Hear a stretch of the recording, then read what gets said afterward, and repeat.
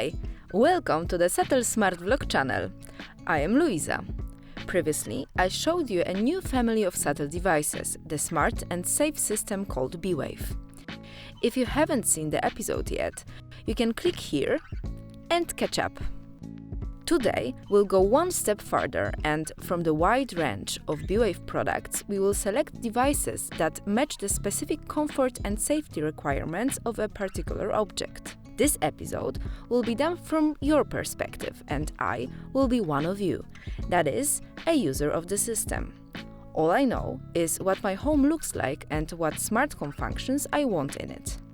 I know I want to open the gate remotely. I want to turn off the lights and switch the heating to the eco mode with just one click on the mobile app, wherever I am. I want the light in the bathroom to turn on automatically when I enter it and then turn off by itself. I don't want to always remember to water the garden. Let it happen on its own. I know I am always rushing in the morning, so I dream of my house taking care of itself after I leave. Lights go off, windows and blinds close, individual electrical devices turn off, heating switches to the eco mode and full protection switches on. I just need something to tell me what devices I should choose to make it all happen. From the last episode, you might remember that the BE WAVE Configurator was created for this purpose. In just a few simple steps based on the information we provide, it will prepare a system proposal for us. Today, we'll test this tool, but not here. I invite you to our smart home to see how the configurator works in real life. And here we are. However, before starting the configurator, we need to think carefully about what we need. It's best to take a walk around the house and make even small notes so you won't miss anything later. Let's do it now. And while doing so, I will show you what to look out for. Ready? Off we go! There we have the entrance gate that I want to open and close remotely. We also have a wicket through which I can enter the garden. And the house entrance, there are two, the entry door and the garage gate. Speaking of the garage gate, this is also where remote opening and closing comes in handy. Also, I'd like the light to switch on automatically when I enter or drive into the garage and then switch off by itself. What else is worth noting here? The garage has one room and no windows, but there is a passage to the house. We should consider a door from the garage to the house as an entry door too. From the garage, we enter the boiler room. This is where the gas boiler and washing machine are located. So here we have two potential threats to take care of: fire and water leaks. Okay, now we enter the main corridor. Here are the entry door to the house which I mentioned at the beginning. This should be secured if you want to find out immediately of its unauthorized opening. And of course, you won't. On the ground floor, we also have an office, a bathroom and a living room with a kitchenette.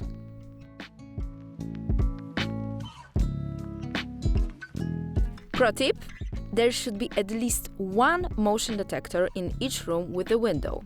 In addition, be sure to equip your windows with magnetic contacts to detect their opening. This will increase the level of security in your homes and enable you to create perimeter protection, which I will tell you more about later in the episode. Let's take another look around the living room. Here we have curtains, which I definitely want to close and open remotely, and a large glass patio window, a fireplace and a floor lamp.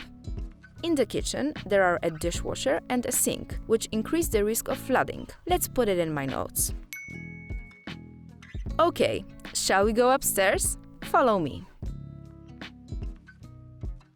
We are in the hallway on the first floor. On the right, we have the bedroom. On the left is the children's room and the guest room. The bathroom is straight ahead. So here we have a total of 5 rooms. In the bedroom, there are 2 windows, including a double casement window. You should also pay attention to this, as a separate magnetic contact is needed for each window sash that can be opened. There's also a lamp on the bedside table.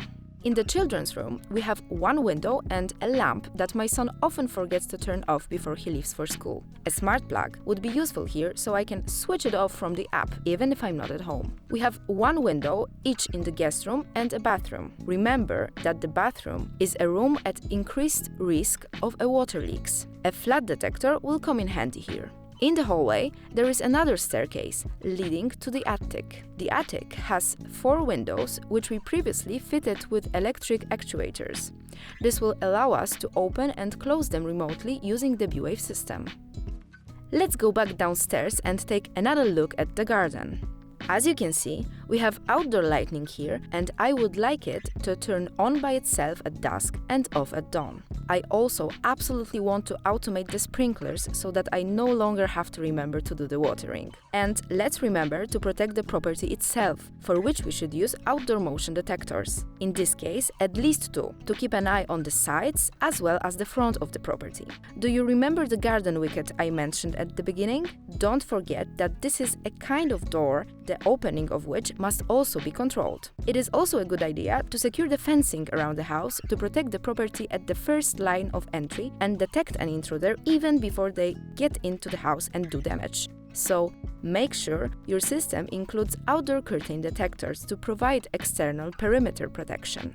I mentioned it earlier in the context of windows and the entrance door. Well, that will be all, I think. Now, let's have a look at our notes and summarize them. Floor space of the house, over 200 square meters. Number of rooms, 12. Number of windows, 11. Number of entry doors, 2. 1 patio window, 1 wicket, 2 gates. Number of standalone devices I want to control. Definitely the lamp in the living room and the lamps in the bedroom and the children's room. A total of 3. I want to protect the interior of the house, the property along the fence, and the area around the house. I want to control the lights outside, in the garage and both bathrooms. I want to control the heating. I have 2 curtains that I also want to close and open remotely. I have a fireplace in my living room. I have 1 outside camera facing the front entrance to the house.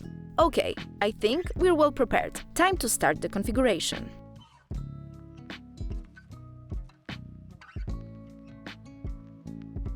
We enter the BE WAVE Systems website. Let's scroll down and click on the Configure Your System button. I already mentioned in the previous episode that we have prepared the configurator in 2 versions. There is the basic version for end users and the Pro version for installers and users more familiar with the subject. Today, we will go through the basic version. Ready? Click on the BE WAVE Configurator button. The first question: what should the BE WAVE system take care of? We have 3 categories: intrusion protection, additional protection, and smart home. We can select everything or only that what interests us. I want to ensure the maximum level of comfort and security in my smart home, and therefore I choose all 3 categories. As you can see, subcategories are displayed. Obviously, I choose both indoor and outdoor protection because I want a potential intruder to be detected as soon as possible, before they even enter the house. Additional protection, which are detection of the first signs of fire, water flooding, and carbon monoxide. This is extremely important, don't overlook it. I tick everything. And then there's smart home or home automation. In short, our comfort and convenience. Do I want to control the lighting? Sure, the blinds in the living room too, and the gates, and the heating. Okay, behind the control of standalone devices stands the ability to remotely switch on and off equipment such as radio, humidifier or bedside lamp. So I tick and click Next. The configurator asks where we want to install the BE WAVE system. Of course, at home. We need to add the floor space of the house, the number of rooms, and the total number of entry doors, windows, gates, and wickets. You see, I told you it was better to prepare first. Under the little I letters in the circle are hidden useful hints. Read them. Look, here, for example, the configurator tells us that an intruder can also get into the house through the balcony door. So, I should consider our sliding patio window on the ground floor as an entry door too. Click Next.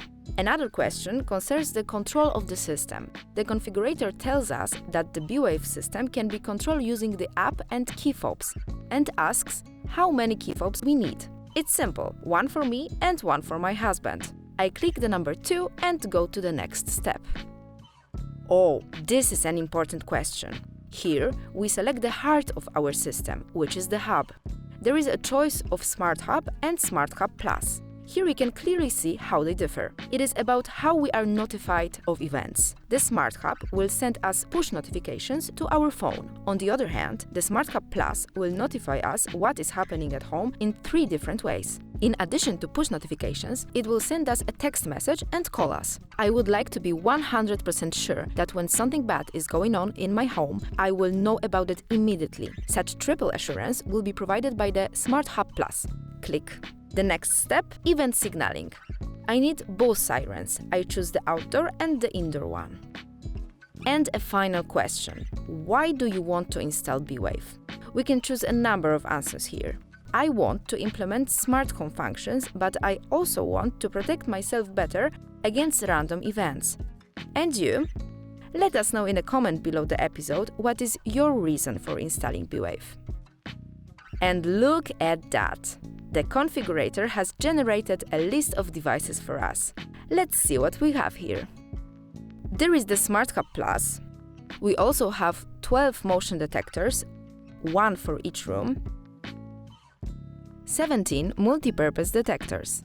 The brief description under the device's name reads that it is a multifunction detector that can operate in 5 modes. One of these is the detection of the opening of doors and windows. Hence, the number 17 is the sum of entry doors, windows, wickets and gates that are in our smart home and need to be protected. For outdoor protection, we have the outdoor motion detector. There is only one, and we certainly need at least 2. Fortunately, I can freely modify the number of devices in the summary, so I add 1 more outdoor motion detector to the list. Then we have additional protection, and here is 1 flood detector, a detector that detects water leaks. I am changing the number to 3 because we have a risk of flooding in the kitchen, upper bathroom and in the boiler room where the washing machine is located. 12 fire detectors Pro, which are smoke detectors, 1 for each room, and 1 carbon monoxide detector, to be installed near the fireplace. Next, we have devices from the Smart Home category. The configurator planned 1 for each room. But do we really need that many of them? Definitely not smart plugs, because I want to control 3 devices. I can reduce the number now, and the rest I leave as it is. The list also includes 1 outdoor and 1 indoor siren, and 2 key fobs, for convenient control of the system. At the end, I'm adding 1 curtain detector, which we need to automate the lighting on the stairs. I'm also adding an outdoor curtain detector to provide the previously mentioned protection along the fence around the property. We can save our configuration by clicking here. We can also download it as a PDF file and have it sent to us via email. So, configuration saved. I've already downloaded my list as a PDF file and will be making an appointment with the installer to verify it. I would like to invite you to this meeting too. That's right.